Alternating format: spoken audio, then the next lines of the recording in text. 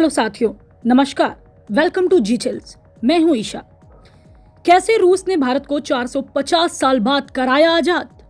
जब United nation में चाणक्य चाल चलकर रूस ने भारत को गुलाम बनने से बचा लिया था, उस समय फेल हो गई थी अमेरिका की सारी चाल। यूएनएससी में रूस की चेतावनी के बाद पीछे हटने को मजबूर हुए अमेरिका और ब्रिटेन, और जीत गया भारत का अभिन्न राज्य।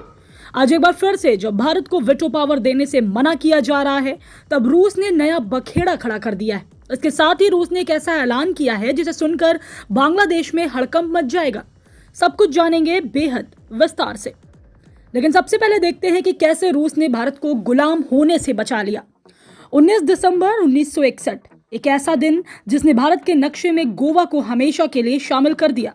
ये वो वक्त था जब भारत ने अपनी सैन्य ताकत और कूटनीतिक कौशल से गोवा को 450 साल पुराने पुर्तगाली शासन से आजाद कराया। लेकिन इस जीत के पीछे सिर्फ भारतीय सेना और गोवा के लोगों का संघर्ष ही नहीं था, बल्कि सोवियत संघ का वो अडिग समर्थन भी था जिसने भारत को संयुक्त राष्ट्र में पश्चिमी ताकतों के सामने टिकाए रखा। भारतीय सेना ने ऑपरेशन विजय चलाकर गोवा को आजादी दिलाई, लेकिन पुर्तगाल ने इसे आसानी से स्वीकार नहीं किया। उसने भारत की कार्रवाई को सीधे संयुक्त राष्ट्र में चुनौती दे दी। यहीं से शुरू हुआ भारत का कूटनीतिक संघर्ष। अमेरिका, ब्रिटेन और फ्रांस जैसे बड़े देश खुलकर पुर्तगाल के पक्ष में आ गए। यहां तक कि चीन, ब्राजील और इक्वाडोर भी पुर्तगाल की मदद में खड़े हो गए। भारत को घेरने की हर कोशिश हो रही थी। यूएन में प्रस्ताव लाया गया कि भारत अपनी सेना को तुरंत गोवा से वापस बुलाए। भारत पर दबाव बढ़ने लगा, लेकिन इसी बीच सोवियत संघ, तब का रूस, उसने मैदान संभाल लिया। यूएन में सोवियत संघ के प्रतिनिधि वैलेरियन जोरिन ने सीधे सीधे अमेरिका को आड़े हाथों लिया।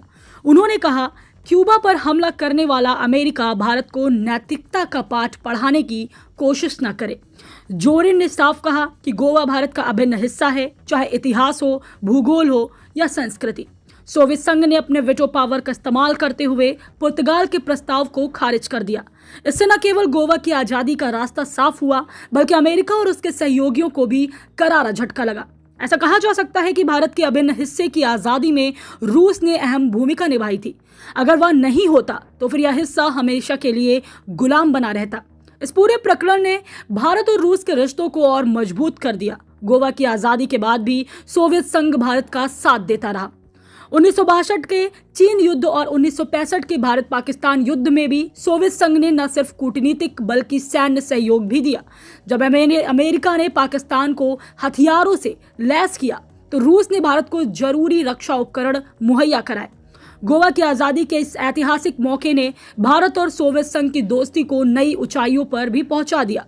तब से लेकर आज तक, चाहे कूटनीति हो, रक्षा हो या आर्थिक सहयोग, रूस हमेशा भारत के साथ चट्टान की तरह खड़ा रहा है।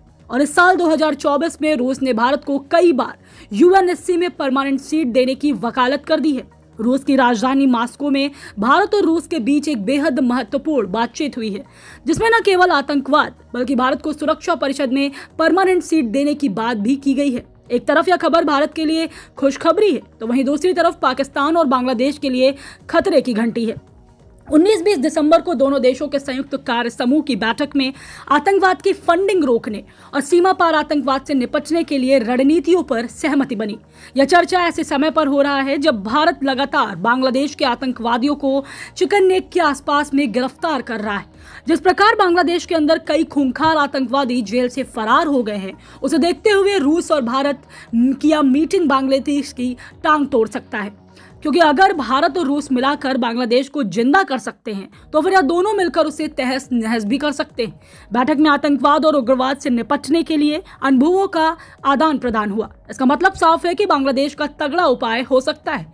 विदेश मंत्रालय ने जानकारी दी है कि बातचीत में दोनों पक्षों ने सुरक्षा परिषद में सुधारों को लेकर गहन विचार विमर्श भी किया। इसके साथ खास बात तो ये रही है कि रूस ने एक बार फिर सुधारित यूएनएससी में भारत की स्थायी सदस्यता का खुला समर्थन किया। और यही कारण है कि भारत में रूस के प्रति लोगों का प्यार बढ़ता जा रहा है। बातचीत में इस बात पर भी जोर दिया गया कि कैसे नई और उभरती तकनीकों का इस्तेमाल आतंकवादी उद्देश्यों के लिए हो रहा है और इसे रोकने के लिए क्या क्या कदम उठाए जा सकते हैं। रूस, भारत और यूनाइटेड नेशन पर लगातार नए अपडेट सामने आ रहे हैं, जिस पर हम आगे भी वीडियो लाते रहेंगे। अब आपके लिए एक ट्रेंडिंग अपडेट।